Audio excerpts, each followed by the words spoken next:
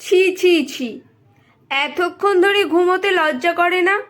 বাড়িতে শ্বশুর ভাসুর নন্দাই রয়েছে, কোথায় ভোর ভোর উঠে তাদের চা করে দেবে তা নয়, শরীরে এতটুকু লজ্জা বলতে নেই না? দেখ তো সামন্তদের বাড়িতে ওদের বউ নতুন কেমন ভোর ভোর উঠে ঘরের কাজকর্ম করছে। আসলে জানো তো, লজ্জায় নারীর ভূষণ, যেটা তোমার মধ্যে এক ফোঁটাও নেই। এই কথাগুলো বলেন এই মাইতি বাড়ির গিন্নি শঙ্করী দেবী, সদ্য বিবাহিতা ওনার ছোট ছেলের বউ পুষ্পিতাকে। পুষ্পিতা আর তমালের এই 2 মাস হলো বিয়ে হয়েছে। তমালের দাদা বিমলের এখনো বিয়ে হয়নি। উনি অবশ্য বিয়ে না করার পণ করেছেন, তাই শঙ্করী দেবী ছোট ছেলের বিয়ে দিয়ে দেন। পুষ্পিতা আর তমালের দেখাশোনা করেই বিয়ে হয়েছে। তমাল ওদের এই মফস্বলে এক সরকারি স্কুলের টিচার। পুষ্পিতা অবশ্য শহরের মেয়ে, তবে আগে ছোটোখাটো একটা চাকরি করলেও বিয়ের আগে চাকরি ছেড়ে দেয়। কথা আছে এখানে চাকরির চেষ্টা করবে। এই মাইতি বাড়িতে পুষ্পিতার শ্বশুর শাশুড়ি আর ওরা দুজন ছাড়াও আছেন ওর এক ভাসুর, এক ননদ রুমকি, বিবাহিতা। কিন্তু এই 2 মাস ধরে পুষ্পিতা দেখছে সে এখানেই আছে। ওদের বিয়ের পর চলে গিয়েছিল, কিন্তু আবার বর আর 7 মাসের ছেলে বিট্টুকে নিয়ে এসেছে। ওর বর সুমন কয়েকদিন থেকেই চলে যায়, তবে মাঝে মধ্যে আসেন। পুষ্পিতা খুব স্পষ্ট বক্তা, তবে এই সবে বিয়ে হয়েছে তো এখনো কোনো প্রতিবাদ করতে পারেনি। শাশুড়ির কথাগুলো মুখ বুজে হজম করেছে। পুষ্পিতার সাথে কেউ যদি কারোর তুলনা করে তাহলে ও খুব রেগে যায়। ওর শাশুড়ি মা প্রায়ই পাড়া প্রতিবেশীদের সাথে ওর তুলনা করে, আবার কোনো সময় নিজের মেয়ের সাথেও। পুষ্পিতা চুপ করে সহ্য করে নেয়। এই তো সেদিন সকালে ঘুম থেকে উঠতে দেরি হয়েছে বলে সামন্তদের বউয়ের সাথে তুলনা করলেন। আসলে পুষ্পিতাকে আগে বাড়িতে কাজ করতে হতো না, কিন্তু বিয়ের পর অনেক কাজ করতে হয়, তাই মাঝে মাঝে শরীরটা খারাপ লাগে। তাছাড়া নতুন বিয়ে হয়েছে, সারাদিন পরে বউকে কাছে পায় তমাল, তাই অনেক রাত অবধি কথা বলে গল্প করে আর আদরে আদরে ভরিয়ে দেয়। ভোরে ওঠার অভ্যাস পুষ্পিতার নেই, তবু লজ্জার খাতিরে আর মায়ের শেখানো কথা রক্ষা করতে হাই তুলতে তুলতে উঠে পড়ে। কিন্তু সেদিন অনেক রাতে ঘুমিয়েছে বলে উঠতে একটু দেরি হয়ে যায়। আবার বিছানা ছেড়ে উঠে আসার সময় তমালোকে আটকে দিয়ে আদর করতে গিয়েই দেরি করিয়ে দেয়। ঘরের বাইরে এসে সকলের সামনে এমন কথা শাশুড়ি বলবেন সেটা ভাবতে পারেনি পুষ্পিতা। ওনার কথা শুনে মুখ ফসকে বেরিয়ে যাচ্ছিল। সামন্তরা কাজের লোক এনেছে, তাই ওদের বউকে দিয়ে ওরা কাজ করাচ্ছেন। আমি তো আর কাজ করতে আসিনি। বলতে গিয়েও চেপে যায়, সহ্য করে নেয়। রান্না করার অভ্যাস পুষ্পিতার একদমই নেই। সেদিন যখন সবার জন্য মাছের ঝোল রান্না করে সবাইকে খেতে দেয় আর সবাই খেয়ে যখন ওর প্রশংসা করে, তখন ও নিজেই আশ্চর্য হয়ে যায়। কি করে এমন ভালো রান্না করলো? পুষ্পিতার মনে পড়ে যায় ওর ঠাম্মির কথা। মা যখন পুষ্পিতাকে কাজ করতে বলতো, তখন ওর ঠাম্মি তাকে করতে দিতে চাইতেন না। উনি বলতেন মেয়েরা জলের মতো হয়, যে পাত্রে রাখবে ঠিক তার আকার ধারণ করবে। তাই এখন এত রান্না শেখানোর দরকার নেই, ঠিক সময়ে দেখবে ও সব শিখে গেছে। ঠাম্মির কথাটা সত্যিই তো। এই প্রথম মাছের ঝোল রান্না করলে অবশ্য শঙ্করী দেবী বলে দিয়েছেন। সবার কাছে পুষ্পিতার রান্নার প্রশংসা শুনে পুষ্পিতা যখন লজ্জায় রাঙা হয়ে উঠেছে, তখনই ওর শাশুড়িমা বলে ওঠেন, আমার রুমুর হাতের রান্নার সাথে কারো তুলনা করা চলে না। ও যা ভালো রান্না করে না। তোমাদের মনে নেই সেবার যে সবজি দিয়ে ডাল বানিয়েছিল? এখনো মুখে লেগে আছে।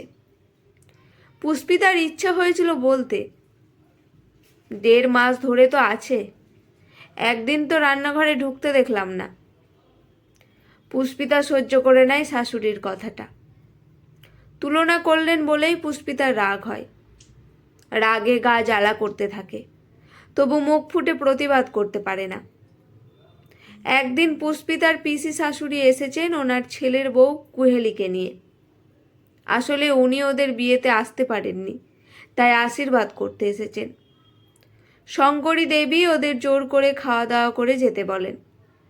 পুষ্পিতা ওনাদের জন্য মিষ্টি জল ইত্যাদি এগিয়ে দেয় শঙ্করী দেবী বলার আগেই। এরপর ওনাদের সাথে গল্প করতে দেখে পুষ্পিতার পিসি শাশুড়ি বলেন, বৌদি, তোমার বৌমা তো খুব কর্তব্যপরায়ণ হয়েছে গো। দেখো তো কি সুন্দর আমাদের জন্য জল খাবার বানিয়ে আনলো। তোমাকে তো কিছু বলতে হলো না। খুব মিশুকেও হয়েছে, ঠিক আমার বৌমার মতো। শঙ্করী দেবীর সহ্য হবে কেন পুষ্পিতার নামে প্রশংসা শুনে? উনি সাথে সাথে বলে ওঠেন, হ্যাঁ গো ঠাকুরজি, আগে একদম এসব কিছু জানতো না। রুমুর কাছে থেকে থেকে এসব শিখেছে। তুমি তো জানোই আমার রুমু কত কাজের আর কর্তব্য ওর থেকে শিখতে হয়। আমার রুমুকে তো আর শ্বশুরবাড়িতে সবাই খুব মিশুকে বলে।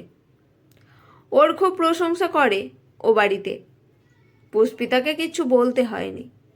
কুহেলি বলে ওঠে, রুমু কবে এসেছে? সেই বিয়ে থেকেই আছে নাকি? একবারও তো এলো না আমাদের সাথে দেখা করতে। শঙ্করী দেবী বলেন, আসলে ওর বাচ্চাটা তো খুব ছোট, তাই। কুহেলি বলে, হ্যাঁ জানি তো, আমার মেয়ের থেকে 2 মাসের বড়। আমি তো 1 মাসে বাপের বাড়ি ছিলাম, মা গিয়ে জোর করে নিয়ে এসেছেন। উনি বলেন, আমি না থাকলে বাড়িটা নাকি ফাঁকা ফাঁকা লাগে। শঙ্করী দেবী একদম চুপ করে যান। কুহেলি পুষ্পিতার দিকে তাকিয়ে মুচকি হাসি হাসে। এইভাবেই মুখ বুঝে অনেক দিন ধরে পুষ্পিতা ওর শাশুড়ি মায়ের তুলনাগুলো সহ্য করে আসছে। সহ্যেরও একটা সীমা থাকে, সেটা উনি হয়তো ভুলে গেছেন। বিয়ের 5 মাস বাদে পুষ্পিতা মুখ খুলতে আরম্ভ করলো। রুমকি এখনও বাপের বাড়িতেই আছে ছেলেকে নিয়ে। ওর শাশুড়ি মা নাকি ওকে দিয়ে অনেক কাজ করায়। এই ছোট বাচ্চা নিয়ে রুমকি নাকানি চোবানি খায়, তাই শ্বশুর বাড়ি যায়নি। ওর বর এখন আসে না। অনেকবার এসে রুমকিকে নিয়ে যেতে চেয়েছিলেন, কিন্তু শঙ্করী দেবী বারে বারে বাধা দেন। আসলে রুমকি চলে গেলে যে উনি একেবারে একা হয়ে যাবেন, আর ইন্ধন জোগাবে কে? তাই রুমকিকে শ্বশুর বাড়ি যেতে দিতে চান না। এই নিয়ে রুমকির বর রাগ করে এখানে আসে না। এই নিয়ে পুষ্পিতার শ্বশুরের সাথেও শাশুড়ির আড়ালে আবডালে মন কষাকষি চলে। পুষ্পিতা সব লক্ষ্য করে, কিন্তু কিছু বলতে পারে না। একদিন পুষ্পিতা বাপের বাড়ি যাবে। তমাল ওকে দিয়ে আসবে। তমাল 2-4 দিন থেকে আসবে, আর পুষ্পিতা থাকবে বেশ কয়েকটা দিন। আসলে পুষ্পিতার একটা চাকরির পরীক্ষা আছে, সেটা দিতেই যাচ্ছে। একে তো পুষ্পিতাকে চাকরি করতে দেওয়ার ইচ্ছা নেই শঙ্করী দেবীর। চাকরি করতে গেলে ঘরের কাজ করবে কে? তার ওপর রুমু চাকরি করে না। পুষ্পিতা চাকরি করলে ওনার মেয়ের থেকে এগিয়ে যাবে যে পুষ্পিতা, সেটা উনি কিছুতেই সহ্য করতে পারবেন না। তাই উনি ওর যাওয়ার আগের দিন থেকে শরীর খারাপের অভিনয় করেন। তমাল এখন বুঝতে পারে মায়ের ব্যাপারটা। পুষ্পিতা তো বুঝেই গেছে ওকে যেতে দেবে না বলেই এমন শরীর খারাপের ভান করছেন ওর শাশুড়ি মা। পুষ্পিতা সেদিন ঠিকই করে রাখে, এবার ওনাকে জব্দ করতে হবে। পুষ্পিতা ইচ্ছে করেই তমালকে ওর মায়ের সামনে বলে, ছেড়ে দাও, আমি আর পরীক্ষা দেব না। মায়ের এমন শরীর খারাপ দেখে কি করে বাপের বাড়ি যায় বলো তো? তুমি আর পরীক্ষার ফিস জমা দিও না। আমি মাকে জানিয়ে দিচ্ছি, এখন যাব না, পরে যাব। কথাগুলো বলেই তমালের দিকে তাকিয়ে চোখ টেপে। তমাল বলে, ঠিকই বলেছ, আমি তাই করি, তুমিও বাড়িতে জানিয়ে দিও। এই কথা শুনে তমালের বাবা খুব রাগ করেন। বলেন, এত বড় সুযোগটা হাতছাড়া করিস না ছোট খোকা, বৌমাকে পরীক্ষাটা দিতে দে। তমাল নিরুত্তর থেকে ঘর থেকে বেরিয়ে যায়। পরের দিন সকালে শঙ্করী দেবী একদম সুস্থ হয়ে যান। সকাল থেকে উঠেই আরম্ভ করে দেন ওনার বাক্যবান। পুষ্পিতা সেদিন ঘুম থেকে উঠেই রান্নাঘরে ঢুকে রান্না বসিয়ে দেয়। সেদিন ছুটির দিন বলেই জলখাবারে লুচি আর আলুর দম বানায়। সবাই খেয়ে খুব প্রশংসা করে। সেটা শুনে শঙ্করী দেবী আর চুপ থাকতে পারেননি। উনি বলে ওঠেন, আমার রুমুর হাতের এই আলুর দম খুব ভালো খেতে হয়। ওর শ্বশুরমশাই তো বলেন, বৌমা প্রতি ছুটির দিনে তুমি এই আলুর দম করে দিও, তোমার হাতে জাদু আছে গো। ও লুচিও খুব সুন্দর বানায়। সাদা সাদা লুচিগুলো যখন ফুলে ওঠে তখন ওর শাশুড়ি মা বলেন, কোথা থেকে এমন কাজ শিখলে গো বৌমা? নিজেই নিজের ঢাক পিটিয়ে আবার বলেন, আমার পেটের মেয়ে তো, এ তো আর ন্যাকা মায়ের পেটের মেয়ে নয় যে ঘর সংসার ছেড়ে চাকরি করতে যাবে, শাশুড়ির সেবা ছেড়ে বাপের বাড়িতে গিয়ে বসে থাকবে। পুষ্পিতা আর সহ্য করতে পারেনি ওনার কথাগুলো।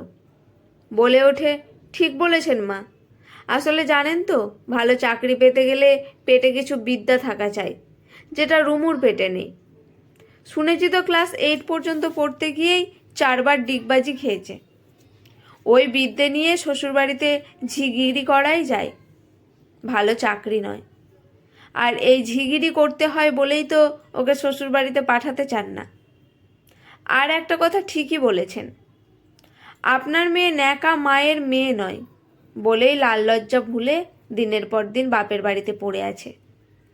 আমার মতো হলে লজ্জায় মুখ দেখাতো না। তাছাড়া ওর শ্বশুরমশাই বা শাশুড়ি মা সুযোগ পেলেন কোথায় যে লুচি আলুর দম খাবেন? আমি তো এসে থেকেই দেখছি রুমু এখানে পড়ে আছে। ওর কথাগুলো শুনে ওর শ্বশুরমশাইয়ের মুখ দেখে মনে হচ্ছে খুব খুশি হয়েছেন। উনি হাসতে হাসতে বলেন, বৌমা আর 2টো লুচি দাও, সাথে একটু আলুর দম দিও কিন্তু, তোমার হাতে না জাদু আছে। শঙ্করী দেবী পুষ্পিতার কথা শুনে থতমত খেয়ে চুপ করে যান। পরে যখন ওনার স্বামীর মুখে হাসি দেখেন এবং আরও লুচি আলুর দম চাওয়া দেখেন, তখন স্বামীকে বলে ওঠেন, মরণ। এতগুলো কথা বলে পুষ্পিতা নিজেও খেয়ে নিয়ে কাপড় পরে রেডি হয়, তমালের হাত ধরে বাপের বাড়ির উদ্দেশ্যে বেরিয়ে পড়ে।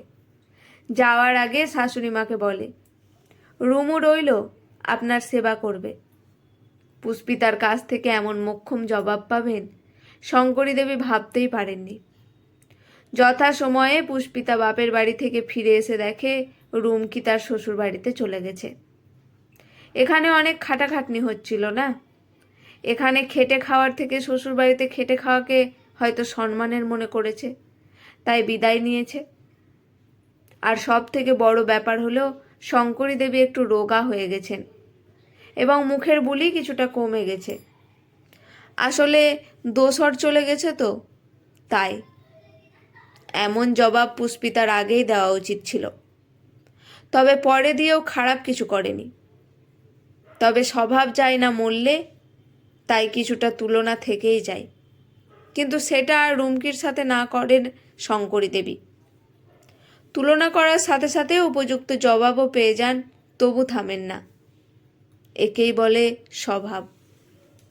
আজকের গল্পটি এখানেই সমাপ্ত। গল্পটি কেমন লাগলো অবশ্যই জানাবেন। ভালো লাগলে